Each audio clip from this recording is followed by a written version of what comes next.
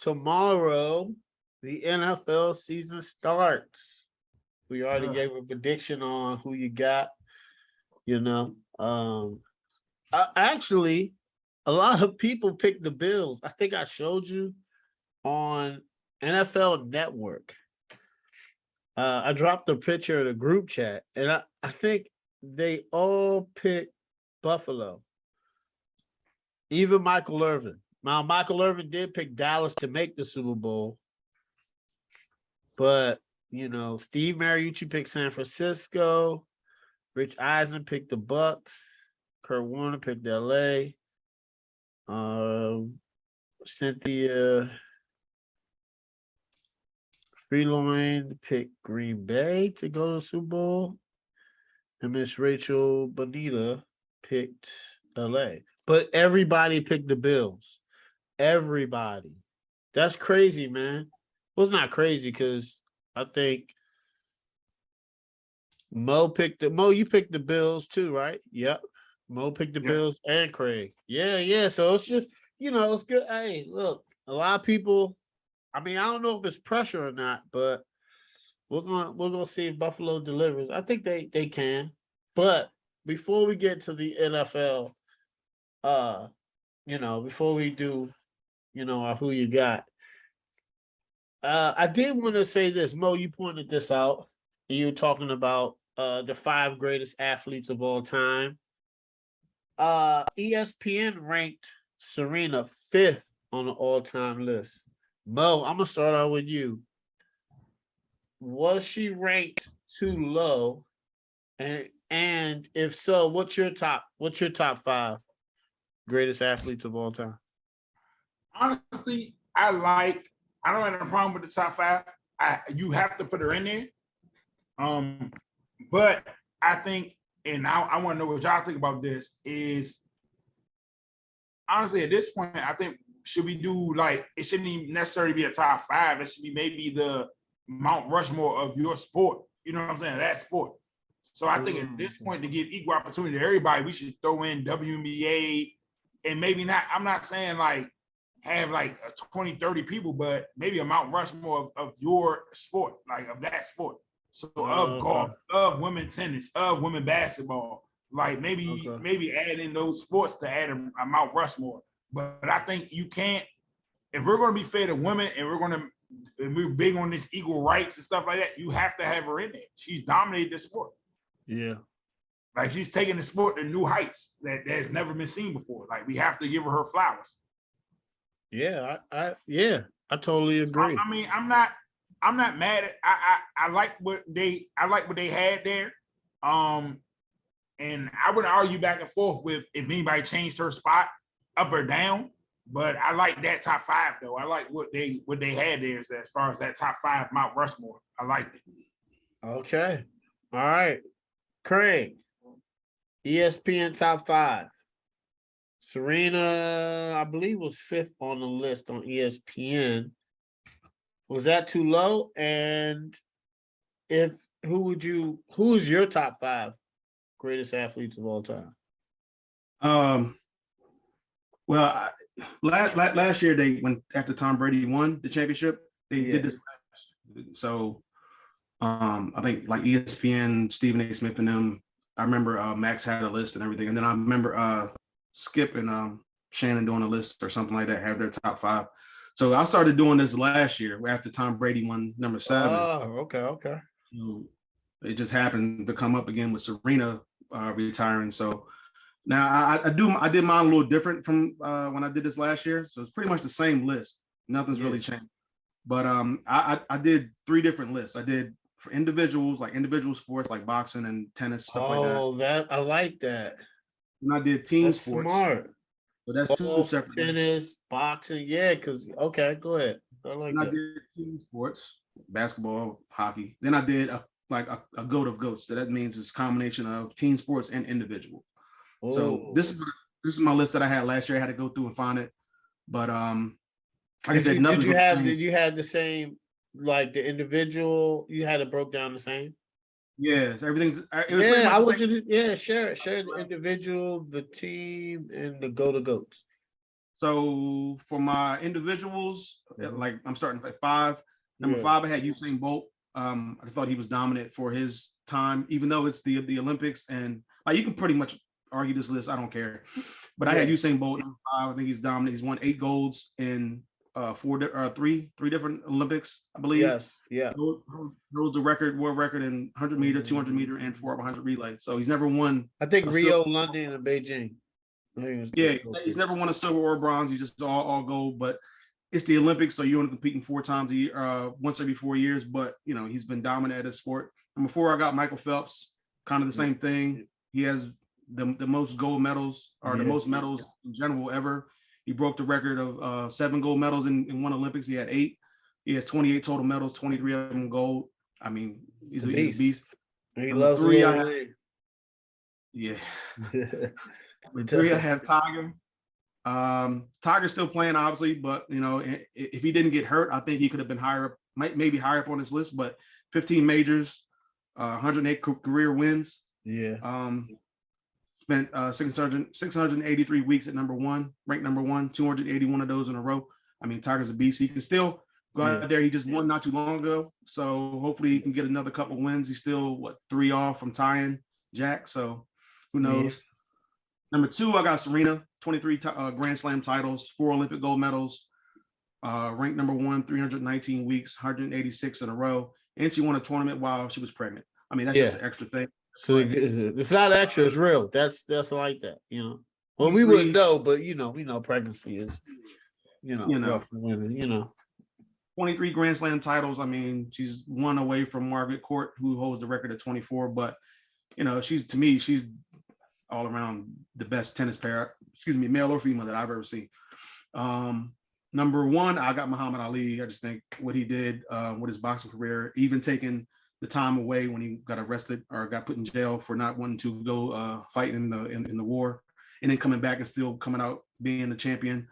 56-5, 37 knockouts. Not just what he did in the ring, but what he did outside the ring, what he had to endure, what he had to deal with, things like that. Everything kind of goes into that.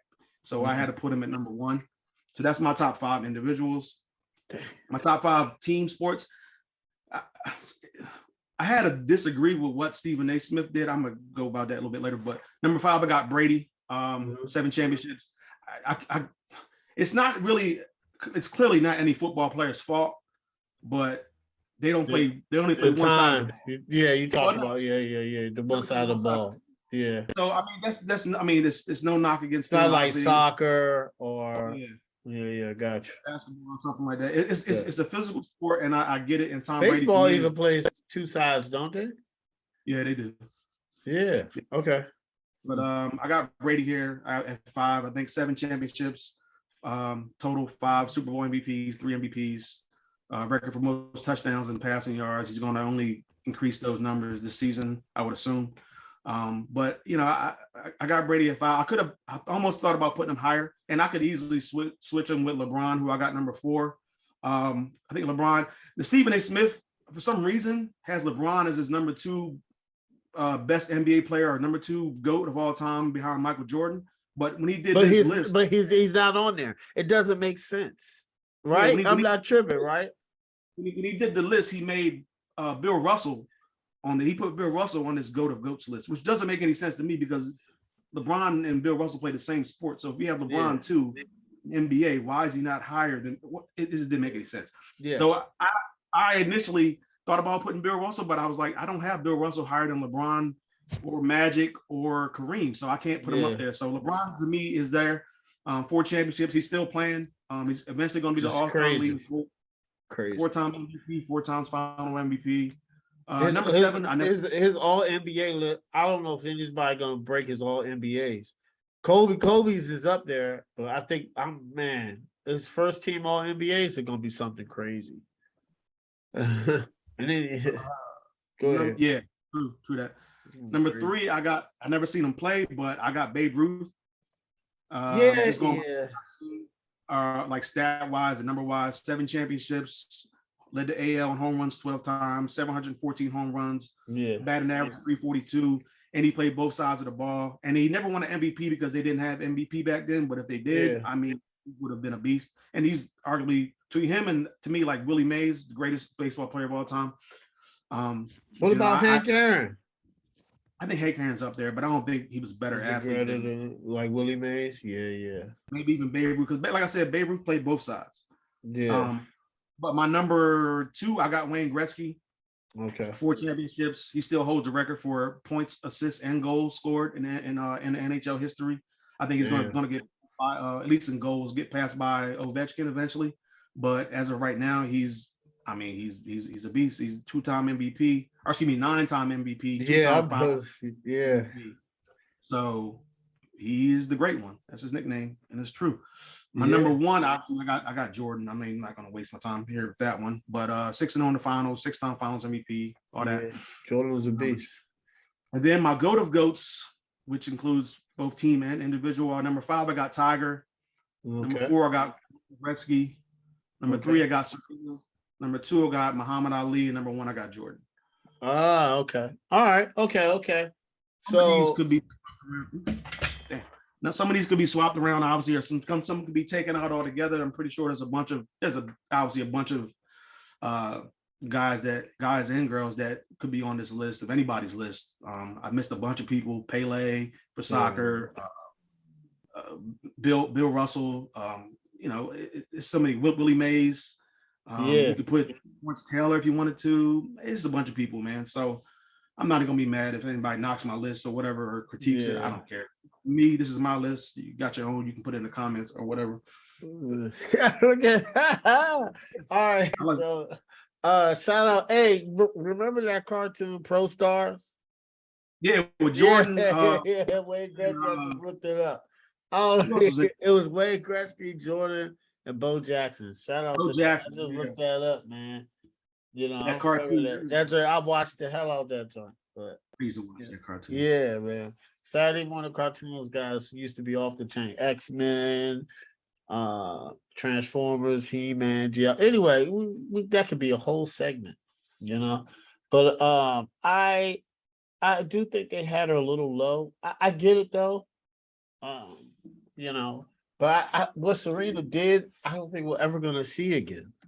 Like that, she's like, you can't talk here. I always say this, right? So I do agree with it's different levels, and we have to stop making the list where it's gonna be.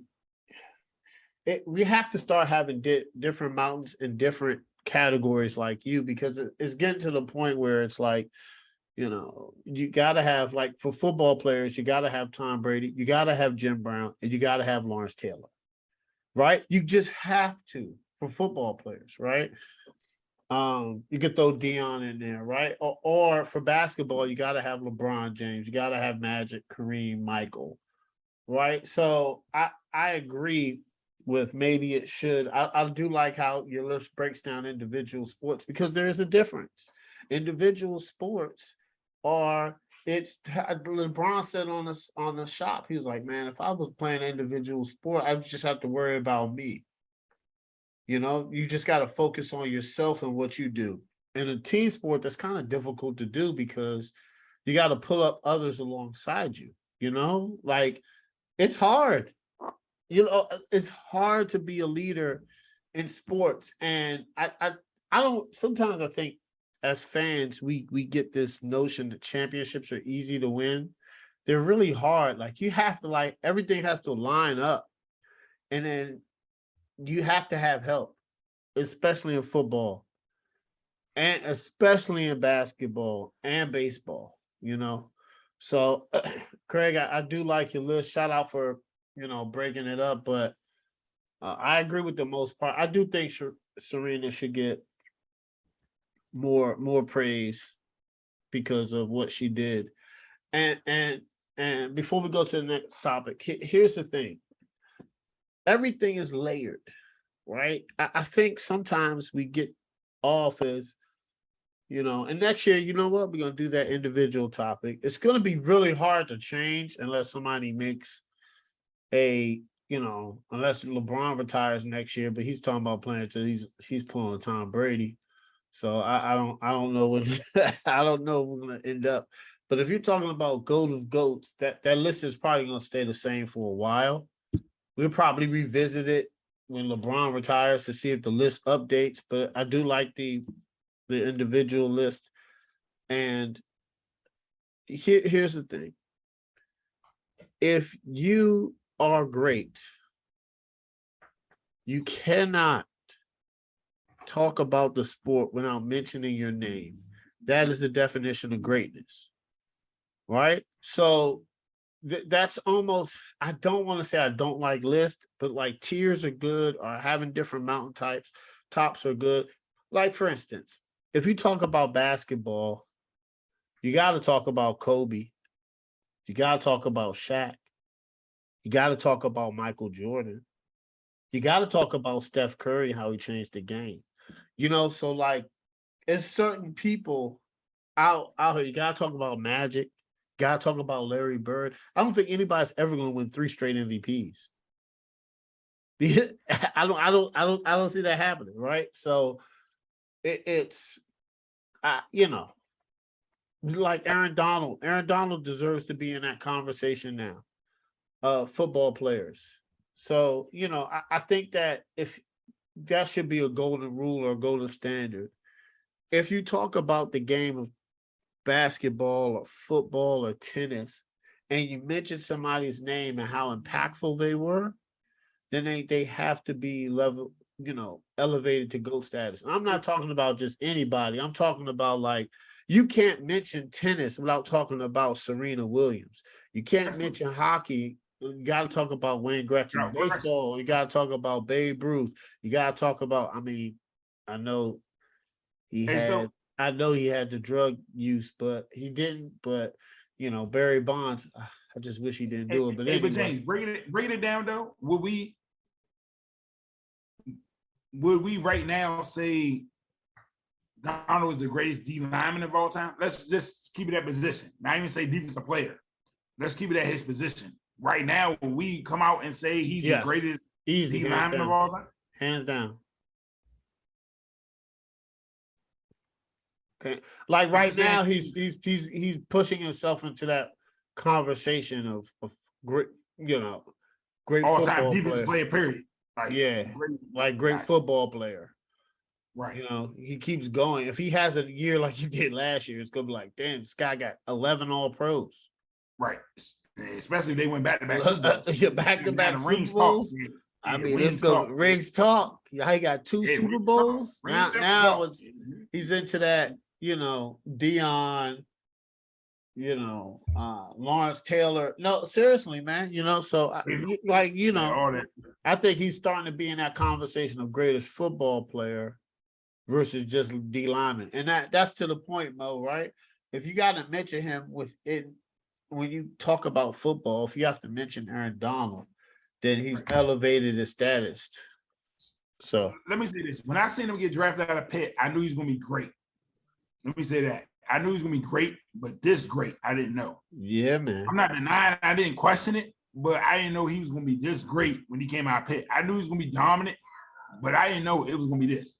I didn't know I thought it was going to be good. I thought it was going to be good.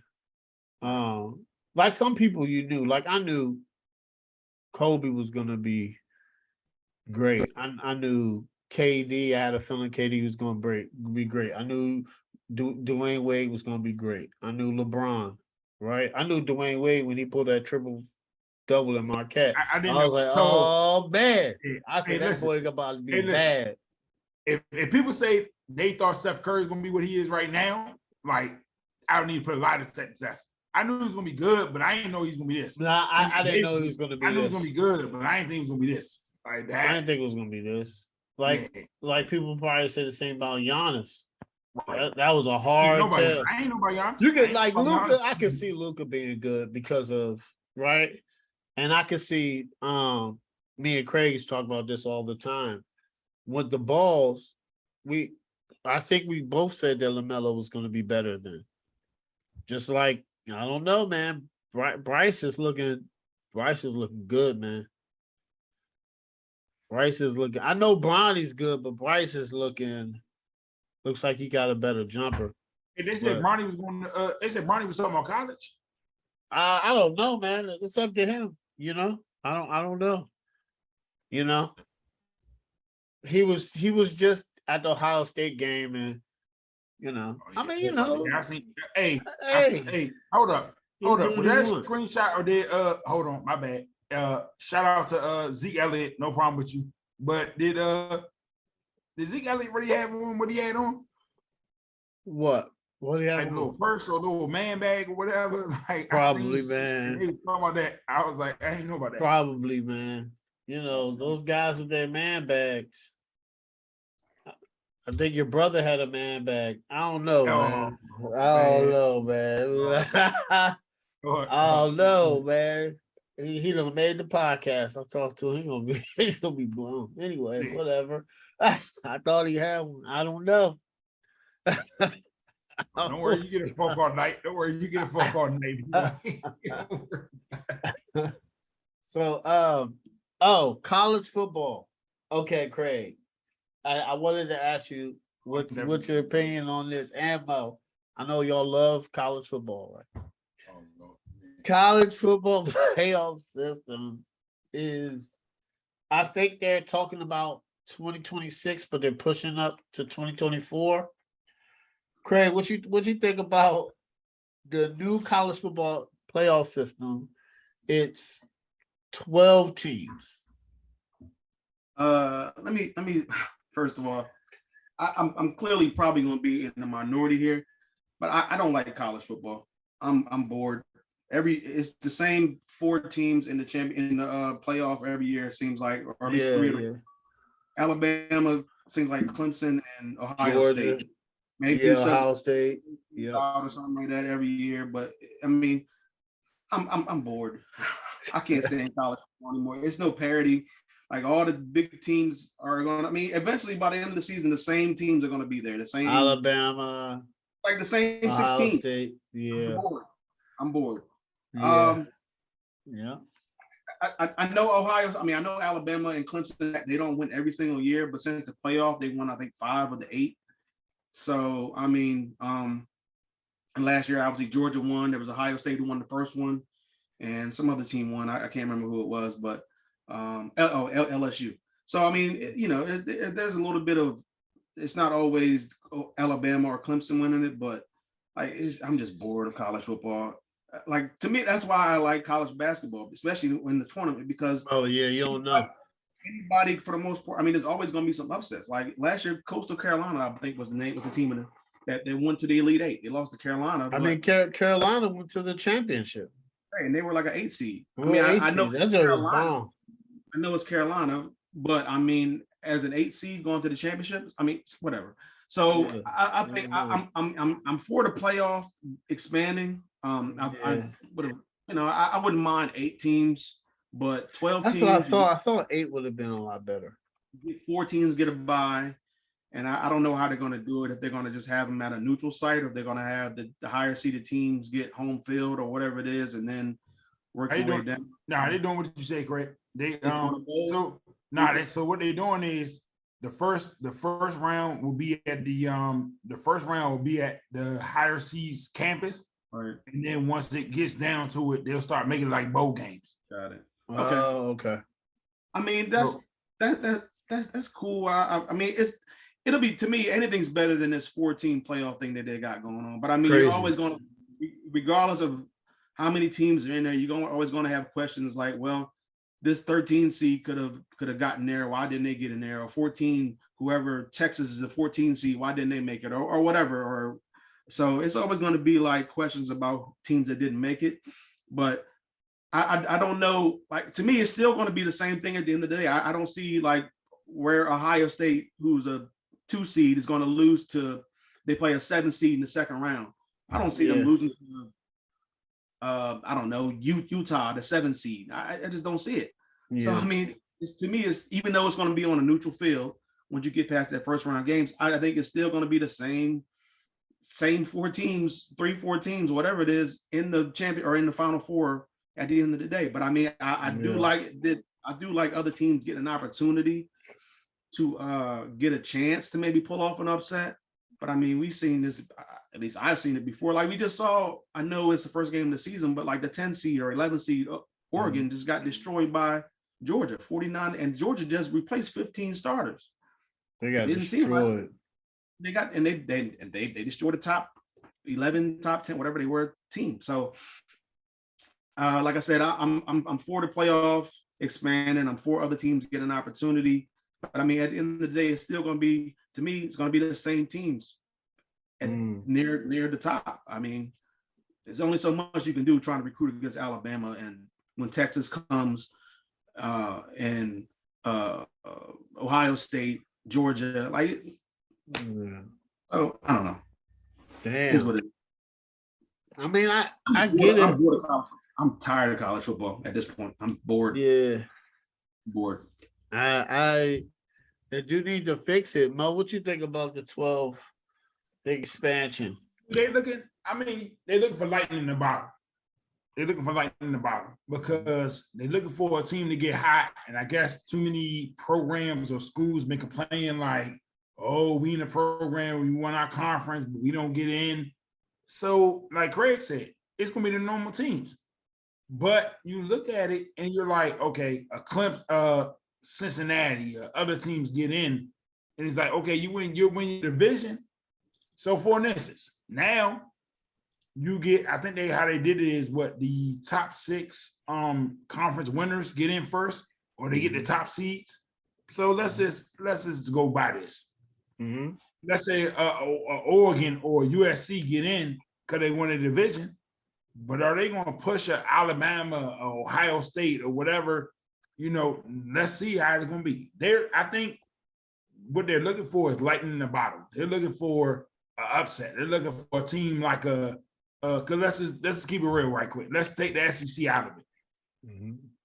They're looking for a Pac-12 or a Big Ten team to win their conference championship, get in and catch fire, and then make some upsets.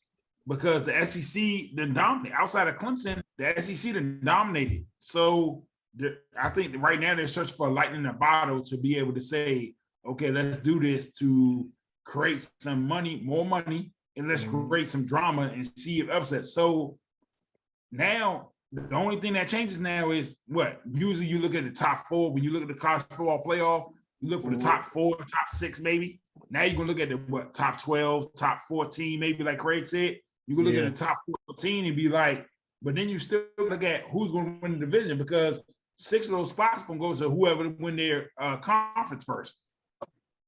So are they eliminating conference championship games? No. I think the conference champions I think they automatically go.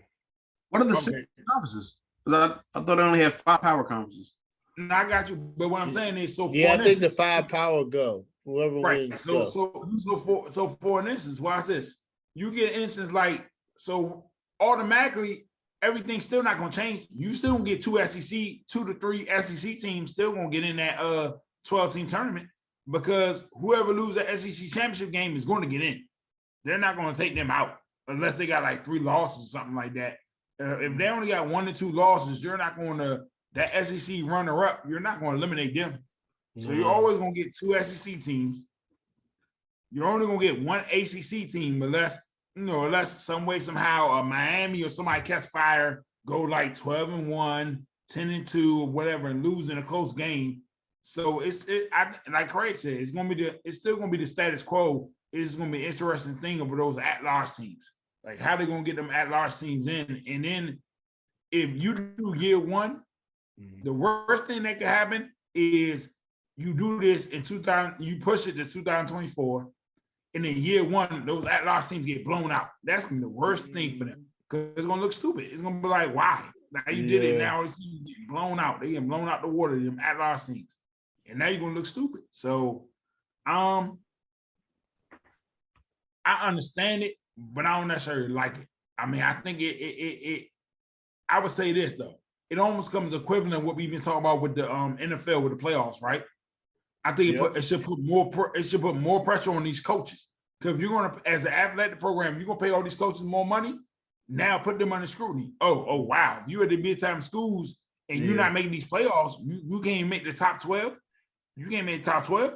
oh, why am I paying you all this money? You're going to take a reduction or you get fired.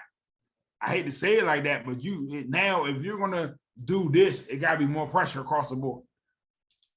Yeah, like, okay, so when I first heard about it, I think people think very differently of it. I like it. I thought 12 was too much. I would rather see 8. So I'm gonna give you the top 12 last year. This is who would have made the playoffs: Georgia, Alabama. And I'm going from number 1 down to 12. Georgia, Alabama, Michigan, Cincinnati, Baylor, Ohio State, Oklahoma State, Notre Dame, Michigan State, Oklahoma, Mississippi, and Utah. Those are the top 12 teams. It's just gonna. I mean, if you got a team who's number 12 or whatever, and they have 3, like that 12 team is just not. I mean, they're pretty much out of it. They're just I think they should have stick with the 8. I think 12 is a lot. I think 12 is a lot. I think 12 was kind of a lot. I don't know. I mean, That's a lot. We're trying to get more money, which is I understand, but I mean, it's not, to me, it's not going to change what's going to happen at the end. It's going to be Alabama against Ohio State, or Alabama against Georgia, or Clemson against Ohio State. I just don't. I don't know, man. I don't know. It's like they can't do, to me, what I know it's more popular, but they can't do what college basketball does. Yeah, it's just not apparent to me in college football. It's just not. Yeah. I mean, you got a handful of teams that every year are going to win it in college basketball, and same thing with college football. But the problem is that in college basketball, anything can happen. I mean, anything. I mean, but college football is like the same teams over and over again. Now, I know for the most part, like, I know not last year, the year before last, it was Gonzaga against Baylor, 2 number 1s. Boom. I mean, the 2 number 1 seeds, top but seeds. That was still good, though. But I mean, even still, like, it's not always the case where you have the 2 number 1 make it. Even then, like, you might even have like an 11 seed, like when VCU made it to the Final Four. Yeah. It's just. Didn't they say that was rare though, when it was Baylor and Gonzaga? It's not always where you have all number 1 seeds make it. That's rare, or whatever the case was that year. I don't know what the seedings were. I can't remember, but like, just like last year with Carolina when they made it. It's just something. I mean, it is what it's always good. Something. I mean, I think basketball tournament is NCAA tournament. I think football is just rare. It's rare. It's rare. You want to, like I said, it's lightning in the bottom. They hoping that a team like a Baylor or a Oklahoma or one of these teams that catch fire, get in as a 12 seed and might just wild out. So, and I mean, the 1-game scenario it can happen. I'm not going to dismiss it, but with what we've seen in the college football playoff is rare. Yeah, I agree with you, Mo. Like, I was watching, so 2 different perspectives. I was watching an odd couple, and Rob Parker was like, nobody wants to see this because it's going to be blowouts. It's going to be blowouts just like the regular season. Nobody's going to want to see competition less. And I had Chris Broussard, who was like, well, he wants to see it for the teams, which I think everybody does. I do want to see it for the Utahs, the Ole Misses, the Oklahomas. It's just the problem is they're going to go up against Ohio State and get blown out. And it's just like, now the opportunity is good for the players. Everybody gets a chance to prove that they're champions. You know what I'm saying? And plus, think about this for a second. I'm not going to say the regular season doesn't matter, but in retrospect, it's going to be diminished about its importance, because if you're letting 12 teams get in, at least 3 of them are going to have 3 losses. At least 3 or 4 losses. Yeah. At least 3. At least 3 are going maybe to have 3 or 4 losses and get in the playoffs. Maybe 4. But at least 3. At the lowest, 4. At least 3 are going to have like 3 losses, 4 losses, still get into the playoff. And it's like, huh? Yeah. I think it's.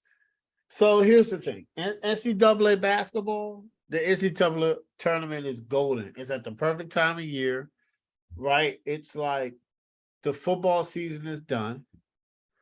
College football season is done. The NBA is kind of hitting their stride, but it's not yet the NBA playoffs. So you get to watch the tournament, and it's like perfect. So like they're never going to change. I don't think the tournament is ever going to go like nobody's ever going to start watching it because the parody of it. It's not any given Sunday. That's like the NFL, right? We could say anything you want about the NFL, but when the playoff time comes, anything can happen. Anything can happen. A 7 seed could be a 2 seed in the NFL. That's happened. We've seen it multiple times. We've seen a wild card team go all the way to the Super Bowl. Tampa Bay did it. You know what I'm saying? Like that happens in the NFL. And I think that's why, as fans, we love it. Like we love seeing the underdog win. I think in this problem is, like Mo said, is lightning in a bottle. It's oversaturated. It's like, I think 8 teams would have been really good, right? If they were like, hey guys, we got 4, and now we got 8. Boom. I would have been like, all right, 8 teams isn't bad, because the 8 teams of last year were Georgia, Alabama, Michigan, Cincinnati, Baylor, Ohio State, Oklahoma State, and Notre Dame. Right. I think that would have been okay. But now you had 12. 12 is getting wild, man. You talk about Utah. I don't know. That sounds like a blowout. They played Utah play Ohio State. There's a blowout. Now, it was a good game. You don't think that'd be a blowout last year? Ohio State. This year, but last year they played in the they played in the Rose Bowl. It was a good game. It was one of the top games of the well, guys, Big Six. I was wrong. Yeah. I need to watch. We'll see, Mo. That's what they're banking on. Yeah, they're banking on it, but I just don't. I don't know. A lot of people are very skeptical of it. They think like you and Craig. They think it's gonna be a lot of blowouts. If they push for 2024. It better go good because it's gonna look bad. If you push for a 2-year, they push for 2026, you push for 2024, and then it starts and it's like all blowouts. You gonna look real dumb. You gonna look real dumb.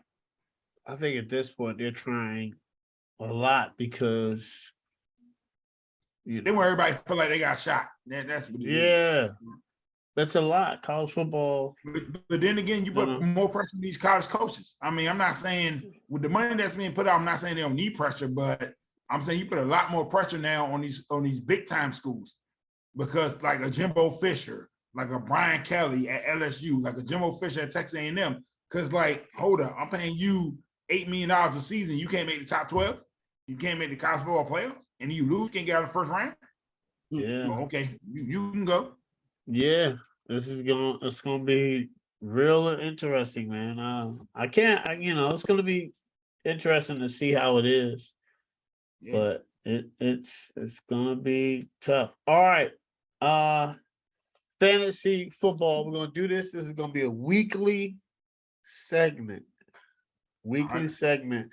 and everybody just give one person, right? Kind of like we did last week, where it's. I don't even want to call it sleeper. We could say breakout. That just either one quarterback, one receiver, one flex, one tight end, one running back in the defense that you think that is going to, do good. Don't pick Patrick Mahomes. So I could start. Let Craig start off. He's the guru.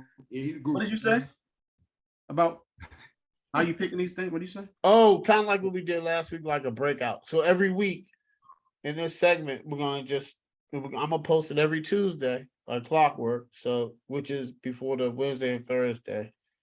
So for this week, oh wait a minute, I didn't think this out. So this would have to be this for week 1, right? Yeah. So if this is week 1. Yeah. This week one. It's good. I'm gonna post this Friday. But going forward after this week, I'm gonna post it every Tuesday. So it'll be good. Y'all will see it. It'll It's gonna be good. Trust me. It's still give you a chance because it's 2 days before the Thursday night game, and then you still get the weekend. You still get time for the weekend. Yeah. Yeah, I'm gonna figure it out, but that's what it's gonna be. So we're gonna, you know, yeah. So if we found, yeah, like we found that wins. Nah, I'm gonna have to post it. I'm gonna have to post it Thursday. But anyway, it'll be Thursday. I got it. Don't worry, I'll figure it out. But anyway, oh man. So yeah, so it's just breakout players. This is for week 1, but going forward, we're gonna do it, and we're gonna include the Thursday game. But I'll figure it out. I'll figure out when to post it. All right, so go ahead, Craig. What's your breakout for week 1 this week? Well, I just picked once again for these. I just kind of went not in the top 10, nothing like that. Because I mean, I could pick easily top 10 people, but I just picked kind of like guys that maybe that probably on your bench or could be on your bench or whatever it is. Yeah. Quarterback, I got Jameis. They're playing the Falcons. I know it's a road game and it's a division game, but Michael Thomas is back. Alvin Kamara's he's there as well. They got Chris Olave and they got Jarvis Landry. So they have a lot of guys that he can throw the ball to. James was playing really, really great last year until he got hurt. So, and the Falcons are not good. So I'm just going to go with Jameis Winston here. And I looked at Fantasy Pros, which is who I look at sometimes for rankings, and he was ranked 16. So pretty much there's nobody in the top 10 here. Shout out Fantasy Pros. Running backs, I picked Nick Chubb. Now, Nick Chubb, he's ranked 15 on Fantasy Pros, which is kind of surprising because they're playing the Panthers, and the Panthers had one of the worst rush defenses last year. Yeah. So, and they don't have a quarterback. Well, they have Jacoby Brissett, but he's basically no quarterback. Yeah.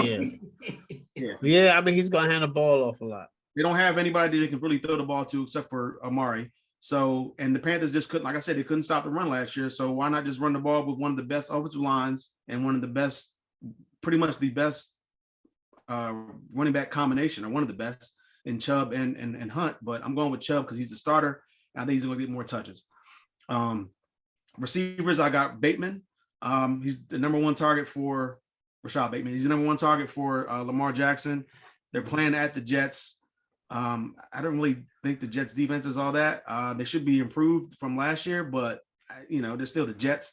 Lamar Jackson has something to prove, I think, this year. He wants his contract. He wants to show that he's the MVP still, and he wants to show that he can bounce back from last year's injury.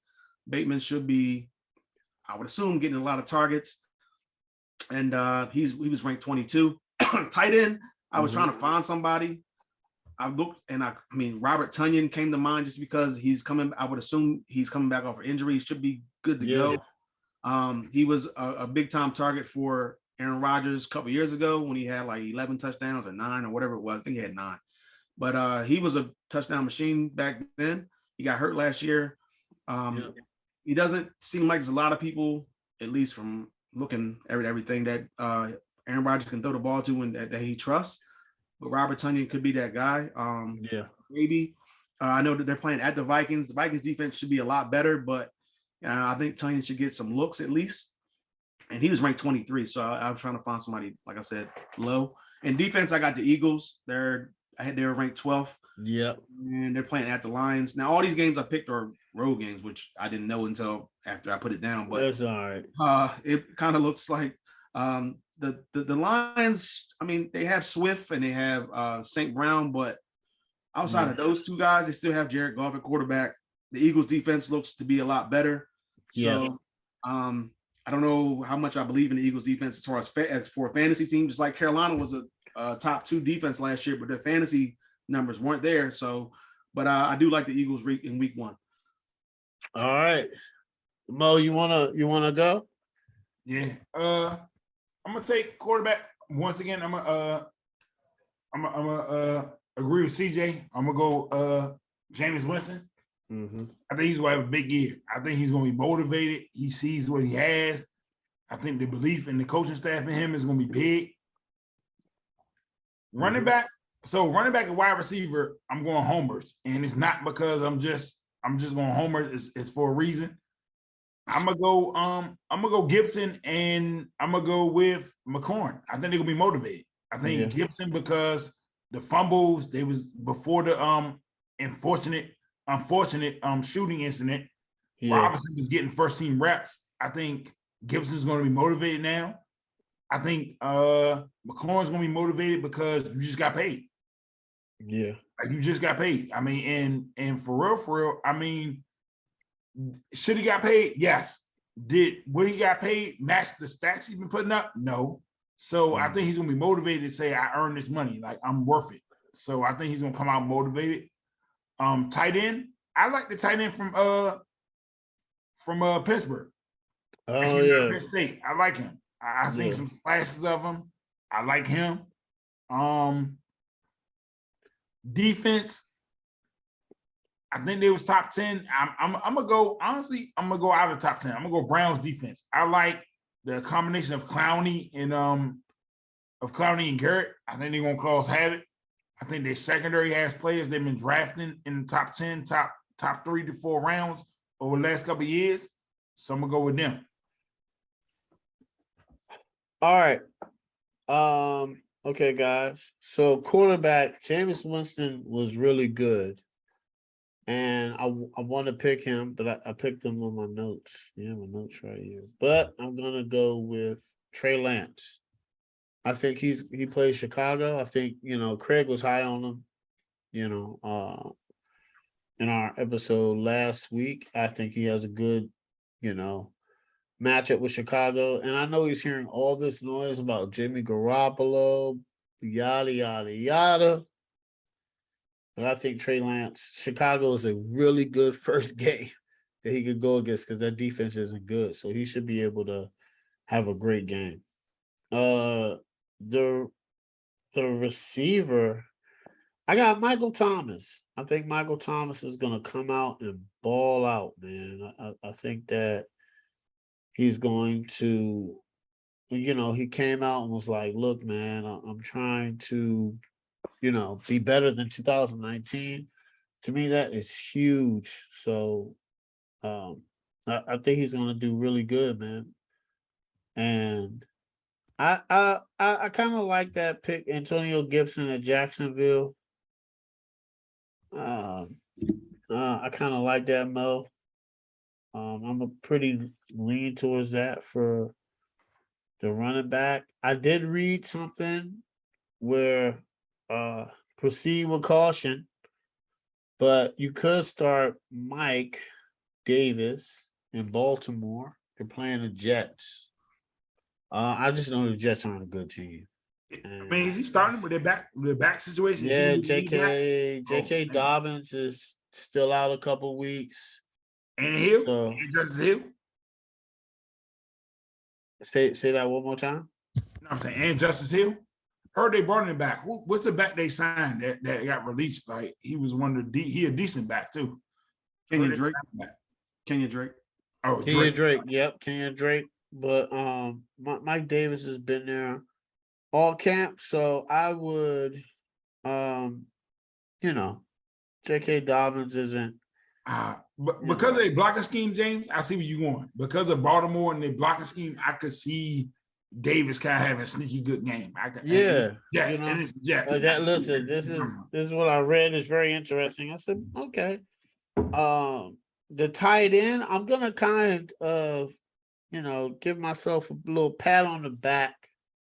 For this one, I actually picked him up off the waiver wire, and it is the Houston tight end, Brevin Jordan.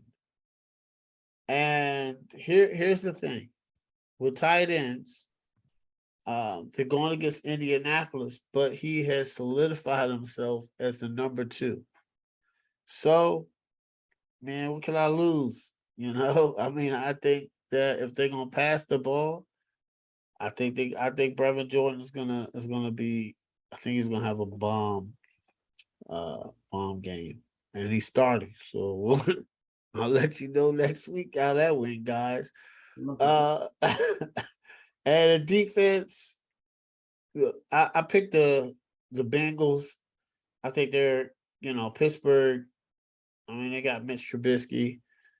I drafted Pittsburgh defense, and I need to find somebody to start them against. But I think Cincinnati defense has got a good matchup with Pittsburgh. And then like Craig said, I think Craig, you say Saints defense? I say Eagles. Eagles defense. Eagles defense is good too. And I mean, you could do the Bucks at Dallas might be another good one, but the problem with that is I think that's going to be probably a shootout. So I would probably go Cincinnati at Pitt. All right, guys. You know what time it is, man. Oh man, This is my favorite. Yeah. Who you got? Actually, Mo, I'm gonna start out with you. I already know who you're gonna pick, but you can start out with the Packers versus the Vikings. All right.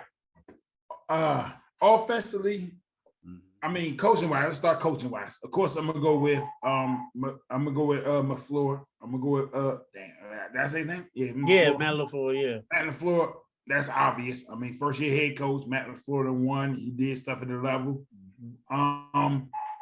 Offensively, I'm gonna go with the Vikings. I mean, a year ago, I wouldn't mind change that, but with you losing who you lost, I'm gonna go with the Vikings. I feel like you go with Thielen, Justin Jefferson, Cook, Kirk Cousins. I'm gonna go with the Vikings.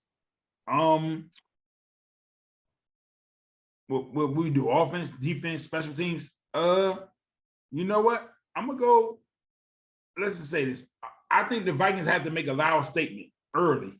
So I'm gonna make my. I said if I know a lot of people joke, but I said I think if I'm not mistaken, I said the Vikings gonna win the division. So I'm gonna go to the Vikings. I'm gonna go 31-24 early. Ooh. Vikings gonna make a statement. I'm gonna think Vikings gonna win the game. Oh, all right.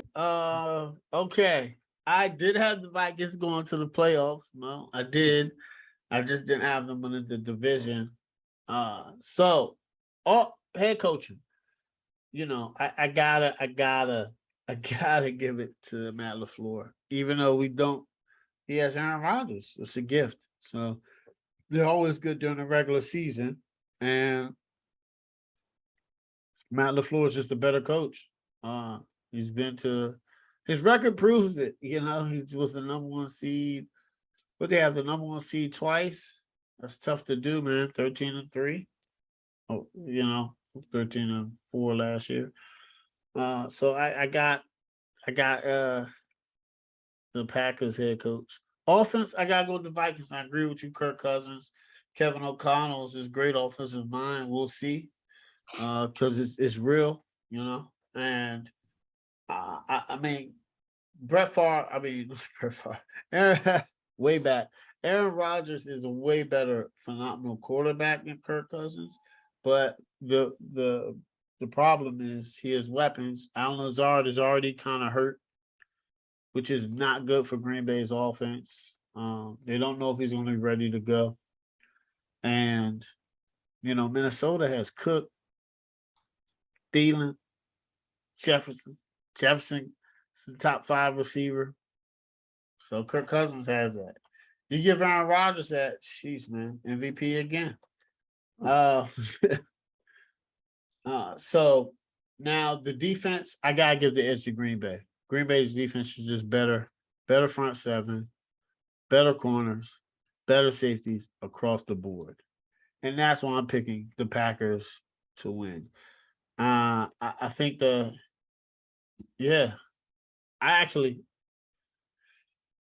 picking the Vikings. I think it's going to be upset. Yeah. I had the Vikings on here. I'm sticking with my gut. I'm picking the Vikings, and I just think Green Bay is going to come out a little slow. Allen Lazard injury hurts a little bit, but I still have Packers winning the division. So go ahead, Craig. Okay. Well, coaching wise, I definitely got to go with LaFleur. He's been there for a while versus the first time head coach. who Mo wants to fire after they don't win the division or whatever. But I'm going with Matt LaFleur. He just, obviously he has the benefit of having Aaron Rodgers, but he's still a really good coach. Hasn't won less than 13 games. So I think they're going to take a little bit of a step back this year. So, but I mean, I think I have them at 12-5. So even at 12, that's still pretty good. But on the offensive side, Aaron Rodgers is obviously the better quarterback. Yeah. But the guys around him, the weapons around him, you got Dalvin Cook, who's a top 5, top 10 at worst wide receiver. Justin Jefferson, who's top 5 at worst, maybe top 3 wide receiver. Kirk Cousins can hold his own. They get Adam Thielen back. They got Irv Smith as a tight end. The offensive line is pretty solid. It's not better than Green Bay's to me when everybody's healthy, but Green Bay's just their wide receivers are disappointing. Obviously, they haven't addressed that at all. So I don't think they're gonna. I mean, to me, it's just trying to figure out who's going to be that guy. It's going to be Alan Lazard, Sammy Watkins, Randall Cobb. Like, who is it going to be? The tight end, I do like Tunyon. But, overall, I'm going with Minnesota's offense. The defense, Minnesota's defense has improved with the additions of Zadarius Smith, who used to play for the Packers. They also got Jordan Hicks. I like Eric Kendricks. Pat Peterson and Harrison Smith, we'll have to see how much they have left. They're getting up there in age, but I mean, they're still one of the top they're still some of the top players at their position. Even though they lost a lot of players, I'm giving a slight edge to Green Bay. I do like Jair Alexander. I think he's one of the best corners. Preston Smith, they still have him. Kenny Clark. So they have some defensive players. Eric Stokes, who should be coming along another season. So I'm going with Green Bay's defense slightly. And overall, I did pick the Vikings to win this game. I think Green Bay lost last year in Minnesota. So I just think, and Aaron Rodgers started out slow last year. Remember they got blown out by New Orleans 35-3, and everybody started counting them out and whatever it was. So I think even if they lose this game, even though it is a division game, they're already 0-1 in the NFC, but 0-1 in the division. But I think they'll bounce back and eventually win the NFC North. Yeah. And like you said, so overall though, I think it's going to be a decent game though. I'm going 34-28 Minnesota. Oh, okay. All right. I'm gonna do. Let's see the loss: Vegas Raiders versus the LA Chargers. This is gonna be a good one. Coaching. I gotta give it to Brandon Staley. I gotta give the edge. Number one, Josh McDaniels hasn't coached yet, so we got to see how that works. His last coaching stint was terrible. Brandon Staley is a revamped defense, great offense, but I got to give the edge because Brandon Staley is coached last year, and they were one. I want to really say one play away from the playoffs. Not even one game, one play. Yeah. A simple going forward 2 or kicking a field, going for the extra point. So I want to stay there, but I got to give Brandon Staley head coach. Offense. Oh man, the quarterbacks are gonna be. They're very interesting, right? You got Justin Herbert, who people consider a top 10 quarterback in the NFL, but then you also have Derek Carr, who's really good. And then the receivers, you got Keenan Allen and Mike Williams. And the Raiders, you got Devontae Adams and Hunter Renfrow. Tight end, you got Gerald Everett and Darren Waller. And then the running backs, got Josh Jacobs, which is he could do better. But then you have Austin Eckler on the Chargers. So I kind of give Chargers the lead. I think Chargers have a better line. I think they have better receivers than the Raiders and a better running back. So I got to give the edge to the Chargers, which the Raiders, they're no slight. Like they, their offense matchup against anybody else would have been, that's a good offense. Defense, I got to go Chargers again because come on, you got Derwin James, who they just signed. We got Joey Bosa. You got J.C. Jackson. You got their corner, their back end of their defense is great. Then you got Camille Mack, Joey Bosa, rushing the quarterback. You got Jerry Tillery on the inside, and the Raiders defense. To be honest, the only person I can probably name who balls out, well, I'll give you Max Crosby and Chandler Jones. But besides that, well, Chargers got proven commodities, baby. It's LA, home of the stars. So then for overall, I got the Chargers winning the game, but this is going to be a really good game. I think Josh McDaniels is going to come out. Both teams are going to be passing. If you have them in fantasy, they're starters. Everybody should start. If you have the Raiders or if you have Chargers, I think this is going to be a high-scoring game, but I give the edge to the Chargers, 34-28. I missed my picks. Okay. For his coaching, both coaches have their issues. McDaniels had a terrible time as a head coach of the Broncos years ago. Terrible. Not memorable at all. Then you have Staley, who has made some terrible decisions. I would give the edge to Staley, but he hasn't really done much with what he's had to work with. Last year they could have went to the playoffs, but just terrible play calling and terrible decision making. So I got to go. I kind of want to say it's even, but I'm not going to do that this year. So I'm going Staley. I'm just going just because McDaniels hasn't coached in a while. Yeah, it's slight, but I'm going Staley. As far as on the offensive side, I do like obviously the addition of Devontae. He pairs well with Hunter Renfrow. He already knows Derek Carr. They have Josh Jacobs. Zamir White is the backup. I don't know why they let Kenyon Drake go, but maybe they have something else in mind. That was weird. Yeah, as I thought he was a solid backup. And obviously Darren Waller, when he's healthy, now he's getting up there in age, but he can still play. But obviously Herbert to me is a better quarterback. Derek Carr, I think Derek Carr is the fourth best quarterback in this division.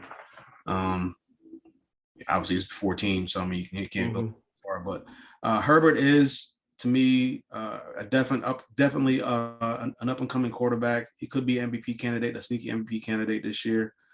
Austin Eckler, if he stays healthy, he could be really good. I like the addition of Sony Michel, who was really good last year for the Rams.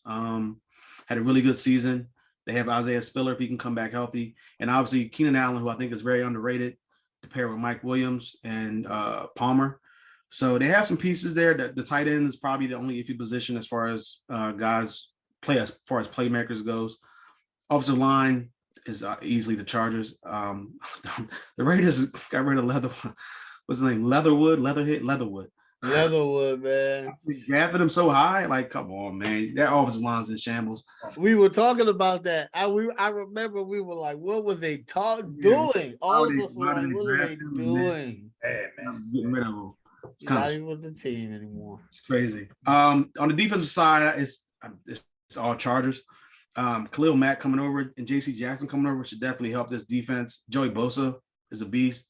Asante Samuel and Derwin James. Derwin James is back. So the Raiders got some decent pieces. I like Rocky Ya-Sin. I like Trevor Mooring. I like Denzel Perryman, who had a really good year last year. Chandler Jones, a really good addition. They have Max Crosby. So their defense is nothing to sleep on, but I think overall I'm going with the Chargers defense. And end of the game, I got the Chargers. I picked the Chargers to win the first 8 games of the season. So I'm not gonna right now. Yeah, that's right. Somebody's got to do it. All right, I ain't mad at that. I got them winning pretty convincingly. I got them winning 34-21. I think Carr and Adams have a good connection and a good game, but it's not enough. All right, Mo, Raiders versus Chargers. Who you got? Let's start off, Coach. So I'm only saying this based on overall what I seen.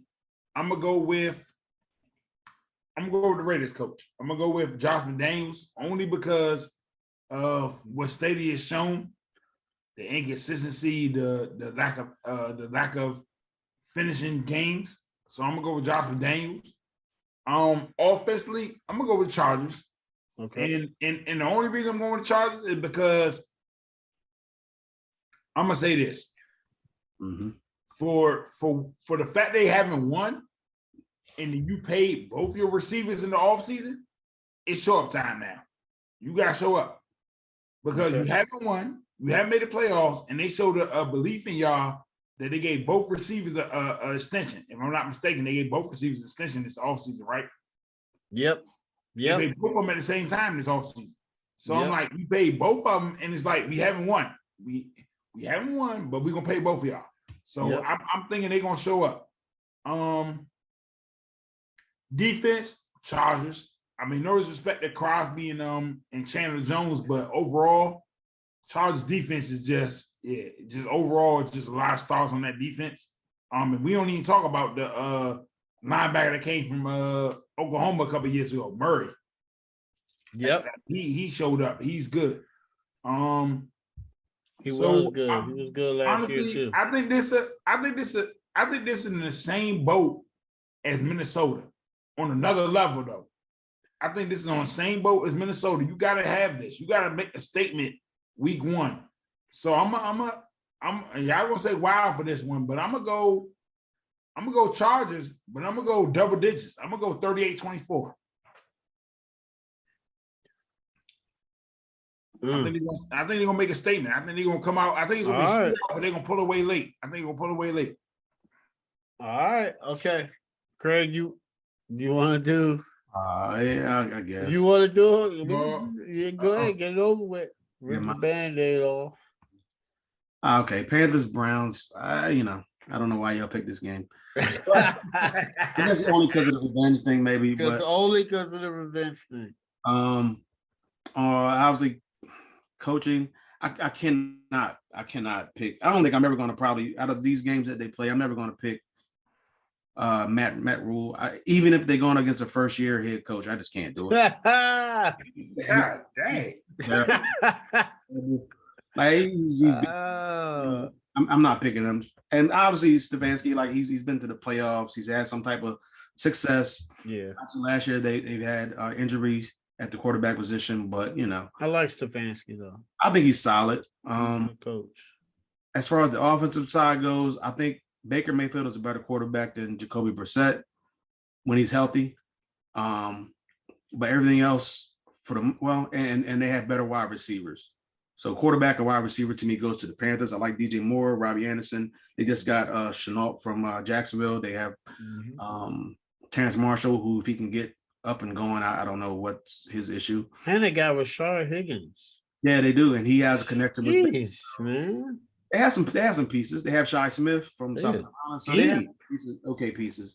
DJ Moore has never really had a breakout season, so we'll see if he can do something there.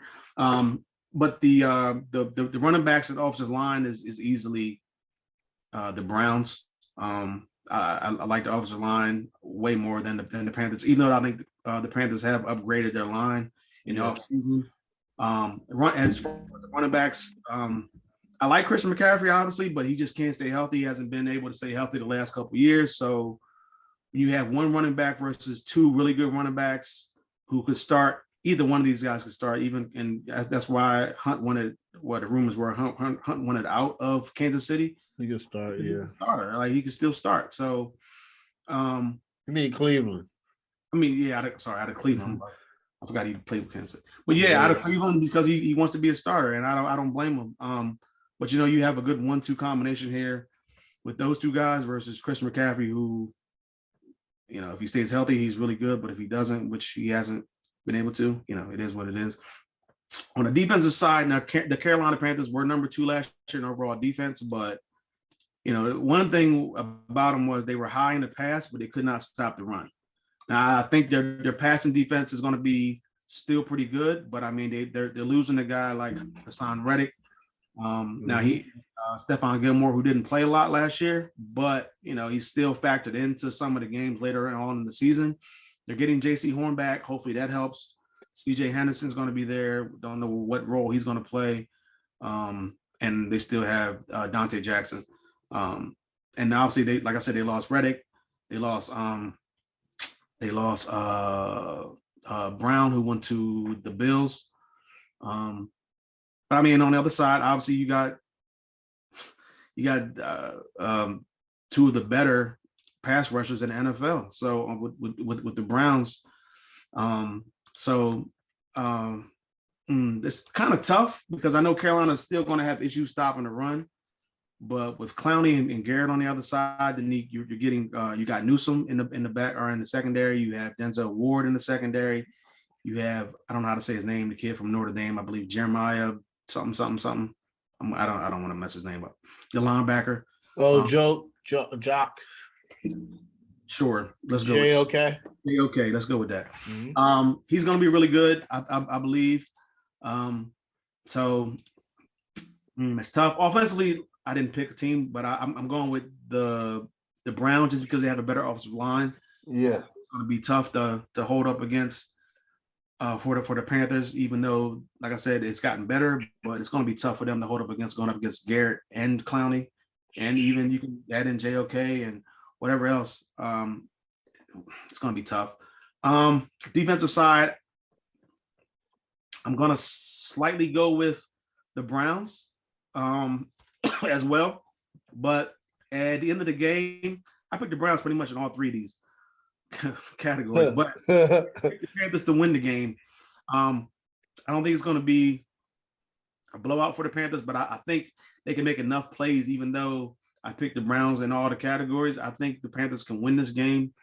They're at home. Baker Mayfield has a lot to prove, basically. He doesn't have to worry about Sam Darnold coming in, looking over his shoulder. If he can get Christian McCaffrey going, he can stay healthy, get some of these receivers going. I think the defense can make enough plays, especially with Brissett back there. So I'm going Carolina 24-21. All right.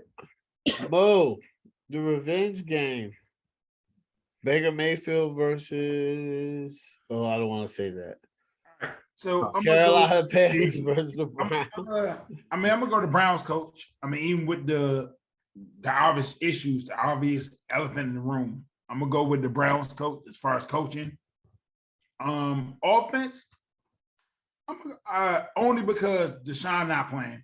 I'm gonna go with Carolina. I mean, if you look at overall receivers, overall offense, I'm gonna go with Carolina, especially now because of quarterback. Because if you look at it, the receiver room, is it really that bad? Is it really that much of a deficiency? I mean, if Chris McCaffrey is healthy, is Cleveland backs really that better? I mean, so now coming down to quarterback play. I mean, yes, Cooper, but outside of Cooper, I mean, Carolina you got DJ Moore, you got Marshall, you just added a receiver. Let's see what they're gonna do. Defense, I'm gonna go Cleveland. I mean, I'm just gonna keep it at just. I'm gonna keep it at that. I'm gonna go Cleveland. Honestly, I think if Deshaun was playing, my choice would be my pick would be different. Okay. I think Baker's gonna come out motivated, on fire. I think he's gonna come out very motivated. Like this for him, it's going to be a wake-up call, kind of like where you at. You know what I'm saying? So I'm gonna go Carolina winning this one. I'm gonna say 28-20. Okay. Yeah, that's a good one. So this is an interesting game. I picked it only because Baker Mayfield versus Cleveland. Obviously, that was not a good. Uh, it wasn't. It wasn't really good.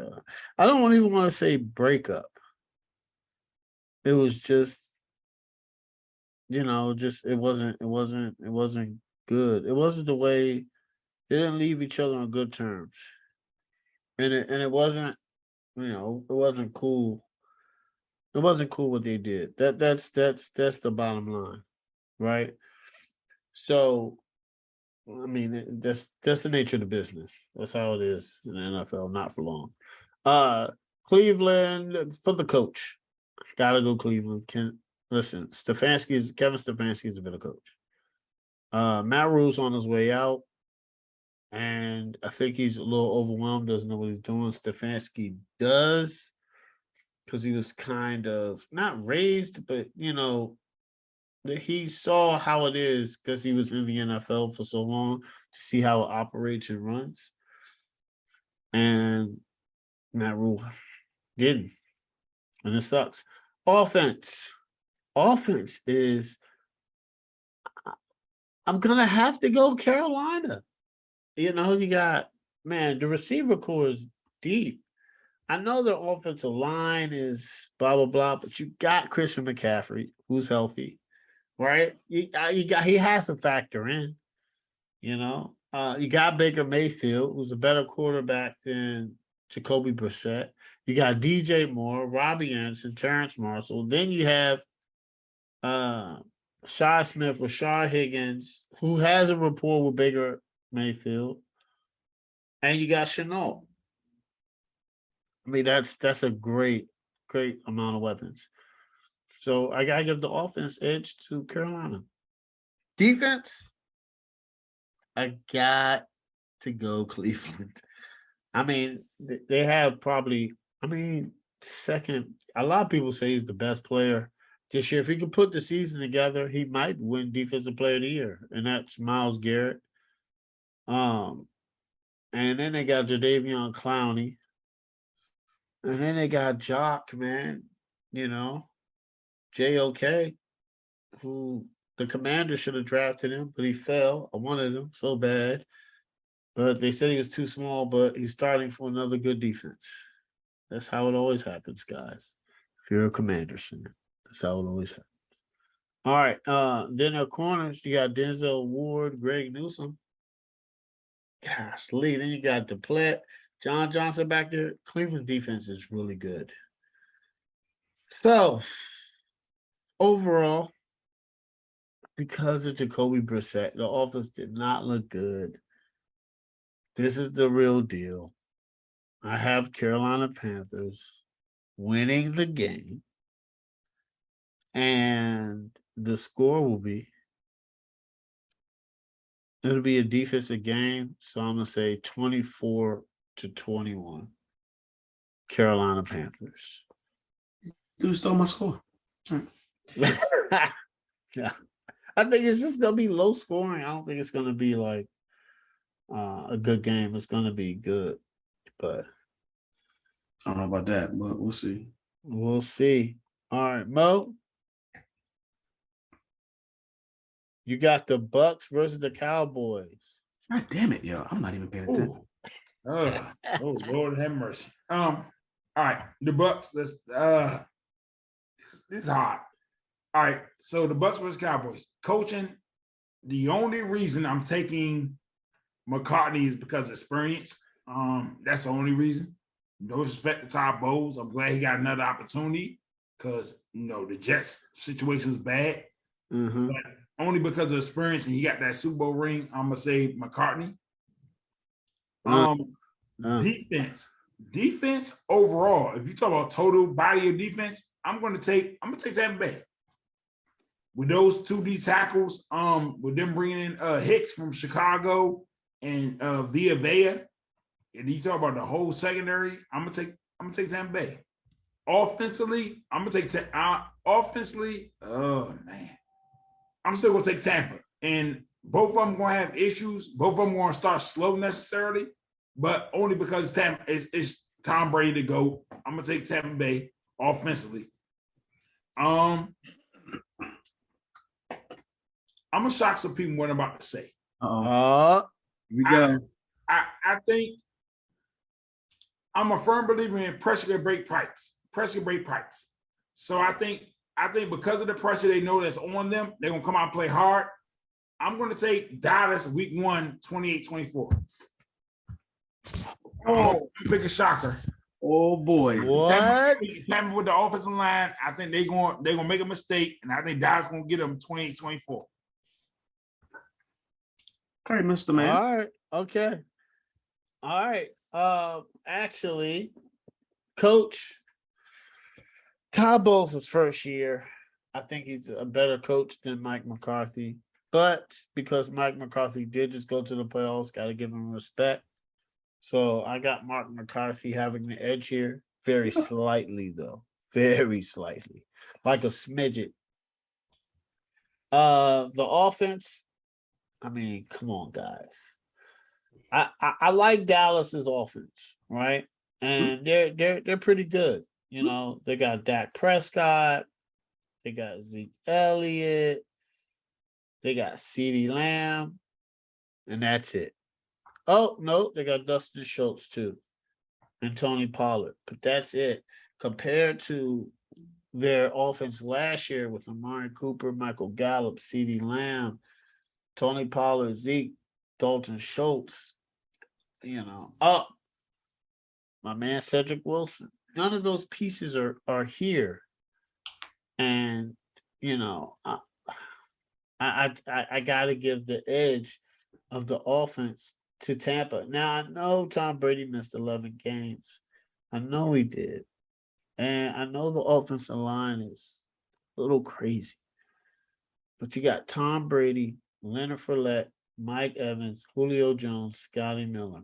Then they got Rachaad White as like the backup running back. Got to give the edge to Tampa. It's got to. The offense is better. Now the defense. Now, to be honest, Dallas defense is good. DeMarcus Lawrence, Anthony Barr, Vander Esch, Michael Parsons, of course, Trayvon Diggs, Malik Hooker. That's good, but it's not Tampa Bay's defense. We broke down Tampa's Bay defense when we did our 32 teams. We all said Tampa Bay's defense is elite, right? They got Vita Vea, Akeem Hicks, right? They're linebackers. Devin White, Lamonte David, and Shaquille Barrett. That is sick. That's sick, man. Right? And then you have their corners. You got Carlton Davis and then Antoine Winfield Jr. And then you got Todd Bowles running. They got the same defensive coordinator they had last year, so they know the system, and it's gonna be bomb. So I can't really, wait for this game, but I think it's gonna be just like it was last year. Now, listen, man. I was talking to one of my coworkers. Shout out to Ellison. He said this.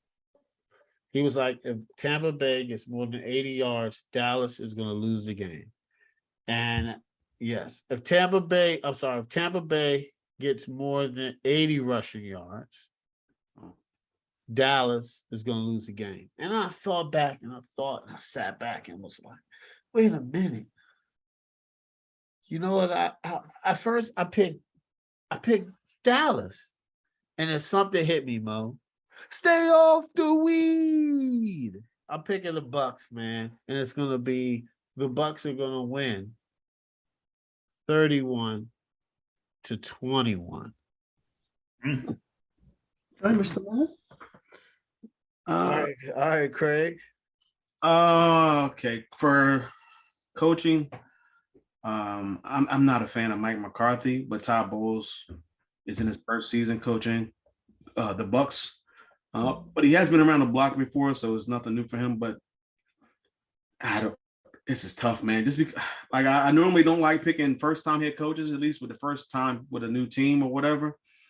But man, Mike McCarthy's so bad with his clock management and the team's discipline and everything like that. But I'm going slightly like you did, James, Mike McCarthy, just because he's been there. The team won 12-5 last year. They had a really, really good year. But man, like if he was probably going up against almost anybody else, I can't take him. As far as the offensive side goes, Dallas lost a lot with their line. The line has gotten worse. The receiving core has gotten worse. Zeke Elliott's getting older. He doesn't seem like the same guy he was a couple years ago. I do like Tony Pollard. He's probably one of the better, probably a top 5, I guess, spellback or a second running back that teams have. But I mean, obviously, Dak Prescott he got paid like a number 1 top quarterback, so he's got to prove it still on the field. CeeDee Lamb, this is opportunity to become that number 1 receiver that I think Dallas needs because they don't really have anybody else. Gallibus, he's hurt. Who knows when he's coming back? I do like Tolbert as a sneaky number 2, at least for this week, to see what he can do.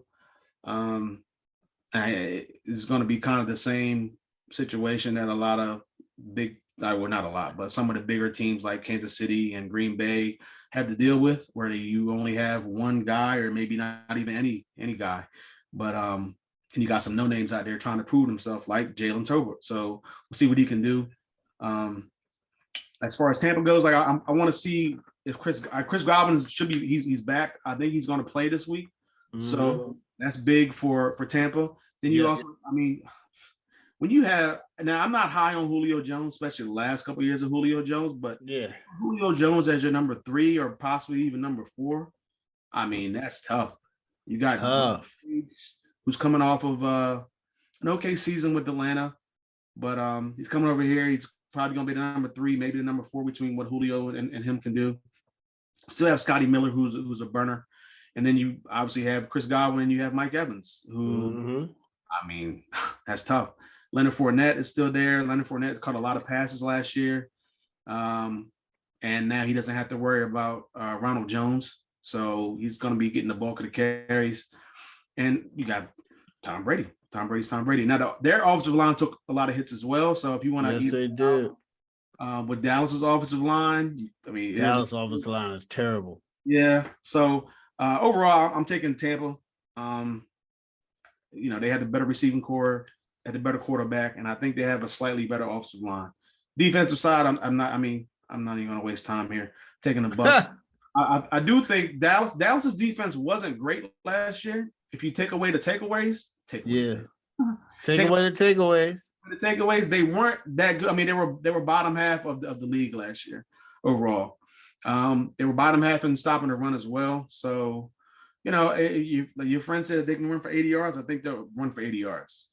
He's a Dallas fan. He said that if Tampa Bay gets 80 or more rushing yards, he's like, the game's a wrap. I said, all right. I think they have a chance easily to get 80 rushing yards, especially with the way that Leonard Fournette can run and the way that he was running later on in the season.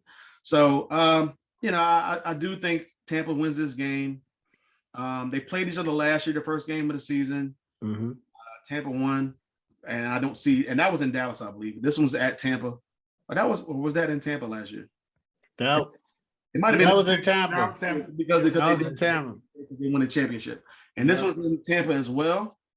I'm sorry. This was in Dallas. Oh, it's gonna be a good one. That's tough. I'm still picking the Bucs to come off with the upset. I guess you want to call it an upset since it's a road game, but I think the Bucs might. Ain't no upset. But I'm going with the Bucs. 34-23.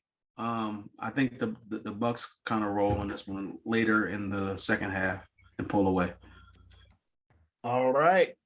Last one. Wow. Awesome. Chiefs versus the Cardinals. All right. So the coach. Man, get out of here with the coach. That's your man. Hold on now, Craig. I was high on him last year. He was 7-0, Stupid, 8-0, whatever it was. Disappointed me, man. Never gonna pick. I'm never gonna pick him again. Unless they're playing, and they do play the Panthers. That's it. Oh yeah. They do play I gotta pick them again. So, Coach, Cliff Kingsbury, I can't pick him, even though the problem is he just, he was on a hot seat, of course, because he's not going to finish. He has a problem with finishing off the season, man. It's something that happened in college, and it's something that happened every year since he's been in Arizona. Now, here's the thing. Now they have the end season, so the pressure is going to be real. The end season hard knock. So I'm really looking forward to that. I think that's going to be awesome. But the coach, I gotta go Andy Reid. And Andy Reid is probably going to go down as one of the greatest coaches ever. Just what he did in Philly with Donovan McNabb. If Philly fires him, Kansas City hires him.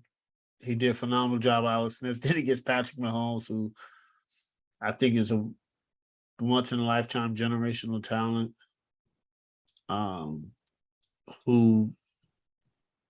He's just a great quarterback. He's probably the best quarterback in the NFL. And so I got to go Andy Reid, offensive wizard. He got a job this year, though, and I think he's up to the task. Offense, come on, man. I love Kyle Murray, though. I like Kyle Murray. I think he's a good quarterback, but I got to go Patrick Mahomes. Let me tell you something about Patrick Mahomes, man. This guy does not lose in November and December. They've been to the AFC Championship game 4 straight times. Then he lost to Tom Brady, and then he lost to Joe Burrow, both in the championship game. He plays to win the game. Patrick Mahomes is a beast. And the offense, they got Clyde Edwards-Helaire, Juju Smith-Schuster, McCole Hardman. Now, here's the thing. The receivers, besides Juju, the Arizona receivers, I'm not really a fan of. I think Marquise Brown dropped a lot of balls. Shout out, thank you, Craig, for that. They get talked about it. I do like Rondale Moore. Zach Ertz isn't really healthy. D-Hop is hurt. I do like James Conner. I think he is a better running back than Clyde Edwards-Helaire. But, overall, you got to go with Juju, and you got to go with Kelsey. So I gotta give the offensive side to Kansas City. Defense, let me tell you something. Arizona defense is just so young. And let's see if J.J. Watt can come out and be dominant. We just haven't seen it. He was playing really good at the beginning of last year, and then he got hurt. But let's see the draft picks. Xavier Collins or Isaiah Simmons for Arizona can step up. I just don't know, because their defense is not better than Kansas City. Nick Bolton, who I wanted last year, yes, guys, I do look at drafts. I wanted Nick Bolton, and I am a Commanders fan. To be the Commanders, I did a mock draft. I wanted to draft him. If we didn't get Joke, I would have drafted Nick Bolton. Probably in the 3rd round, but we weren't able to get him. I think he's a good linebacker. Then they got, Karlaftis, who they got in the 1st round, from Purdue, defense end. And I know they let go of the Honey Badger, which is going to hurt them, but they got Justin Reed. And then you got Chris Jones or Frank Clark. I just think they're just a better defense. Kansas City's going to be a better defense. Arizona, now here's the thing. I think this is going to be a phenomenal game. I think this is going to be a high-scoring game. I think it's going to be excellent. And if you have any of these guys on your fantasy, start them. But I gotta go with Kansas City, and they're gonna win 35-28. All right, go ahead, Craig. Okay. Okay. Coaching. I mean, I can't pick Kingsbury pretty much ever again unless they play the Panthers or whatever. And like his team starts out hot and then they just end up fizzling out late in the season, and it is what it is, man. Now I don't think he can afford to start out bad this year and try to reverse that trend or anything or whatever, because I mean they got some tough games early in the season, but offensive side of the ball, I do like Kyler Murray. I think he's a solid quarterback, or more than solid, but I mean he has obviously the issues with tape or studying or whatever it is. At least that came out anyway. But he's going up against arguably the best quarterback in the league right now, arguably one of the best quarterbacks of all time, at least as far as talent wise and what he's done over his first 4 seasons. And Patrick Mahomes. Now this is going to be one of the toughest years, or one of the, I guess, telling years for Patrick Mahomes, that he doesn't have his number 1 wide receiver, Tyreek Hill, anymore. So we'll see what he can do. I think he's still going to have a good season, though. It may not be what it was a couple of years ago, but I think he still can put up solid numbers. Maybe not MVP type numbers, but I think he's still going to be in that conversation just because of what he's going to do, what I think he's going to do this year. But the running backs, I like Connor. He had like 15 touchdowns or something like that last year. So he had a lot of touchdowns, even though he was kind of sharing the backfield a little bit. But I do like Connor, but CEH, he just has to be healthy and get on the field. Like he hasn't really had a good start to his career.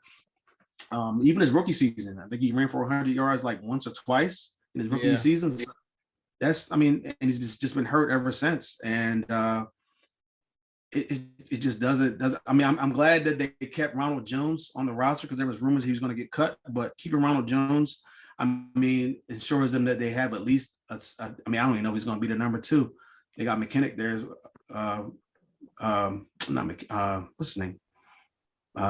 What's the running back's name for Kansas City? Jarek McKinnon. Jarek McKinnon. Yeah, him there. They have Isaiah. I don't know how to say his name. The rookie from Rutgers. Yeah, they say they like him too. Yeah, he was a 7th round pick, so I mean he's climbing up the depth chart as well. So they have pieces there. Connor obviously on the other side as well. So I do like Connor better than CEH, just because CEH just can't stay healthy. As far as the receivers go, you said it, like outside of Juju, they have MBS, they have McCall Hartman, who just has not done anything for the most part since he's been there. I do like Sky Moore, the young rookie. So we'll see what he can do. Arizona, this is easily Arizona's if D-Hop was there. Easy. If he was there, along with Marquise Brown, I think it's easy.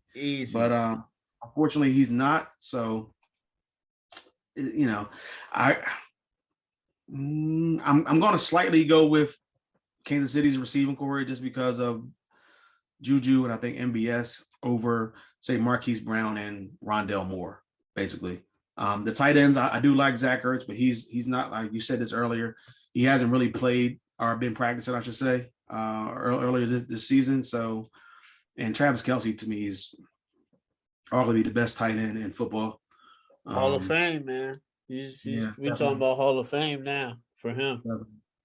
The offensive lines, the offensive lines are what they are. They're not too special on either side, but I do like Kansas City slightly. They're going to have issues. I think both sides, I think, are going to have issues, both lines.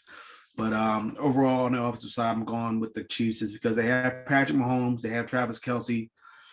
Those two right there are enough to take them over Kyler Murray and Marquise Brown, say. On the defensive side, both defenses are not good. if you ask me. Kansas City's was terrible last year overall. And they had the Honey Badger with them. Now they don't have the Honey Badger there. I don't know. Frank Clark had and Chris Jones as well. Like these guys who I would think that the defense will rely on. They didn't have a stellar year last year.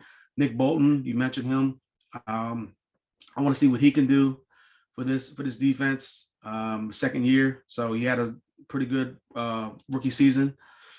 See if he can back it up. Sometimes they had the sophomore slump, but hopefully he can back it up. JJ Watt, he's still pushing along. I don't know how much left he has in the tank. Brian Murphy Jr. for the corner one side, and you got Marco Wilson on the other side. But Buda Baker, I think he's one of the best free safeties in the NFL. I do like Zaven Collins, and I do like Isaiah Simmons for the linebackers for the Cardinals. I'm trying to really. I think I'm gonna go slightly with the Cardinals. I think it's not I'm not impressed by either defense. I think but the Cardinals. I know they lost some pieces on the defensive side, and both teams did. If you think about it. But I just think overall I'm going with the Cardinals defense. It's just really pulling hairs at this point because, like I said, Kansas City's defense was really bad last year. But overall, I'm picking the Cardinals. Excuse me. Sorry. Oh my God. I'm picking the Chiefs. I'm picking the Chiefs to win this game. I think, like you said, it's going to be a high-scoring game. I think both defenses have issues. But I think the offenses on either side with their dynamic quarterbacks can put up numbers. So I'm going with the Chiefs 38-28. Yeah. That's what it is, man. Yeah, I'm looking at Kelsey. He's on the Hall of Fame track. Yeah. He's on Hall of Fame track. All right, Mel, who you got? Kansas City and the Cardinals. Kansas City. Don't need to go too far about the coach, Andy Reid. Let's go ahead and stay there, Andy Reid. Offense. I'm gonna say this. I'm gonna still go Kansas City, and the only reason I'm going Kansas City, and I might look at me crazy, but the only reason I'm going Kansas City is if Diop was playing, I would go Arizona, but because Diop is not playing, I'm still going to go Kansas City with Hilaire. You got Patrick Mahomes. You still got Kelsey. So I'm going to go Kansas City. Defense, I'm still going to go Kansas City. Arizona got young pieces. They got some good pieces, but let's see what they're going to do. I think losing Chandler Jones is going to hurt. And then J.J. Watt, we don't know if he's going to stay healthy. Boy. All right. So I've been staying on this. I'm gonna stay on the same track I've been staying on. Proving things. You want to open. I'm not saying they're gonna be great, but you still want to make an opening statement. You still got the back against the wall. In a close game, I'm gonna say the upset. I'm gonna say Arizona 28-24. I think they're gonna come out. I think all the stuff that's been going on with all the stuff that's been going on. All the issues or the questions about the quarterback or the stuff about the coach, or I think they're going to come out and just say, hey, we got to throw our backs against the wall. So I'm going to go Arizona 28-24. Oh, yeah, upset. Okay. All right, I ain't mad at you. So, yeah, that is a wrap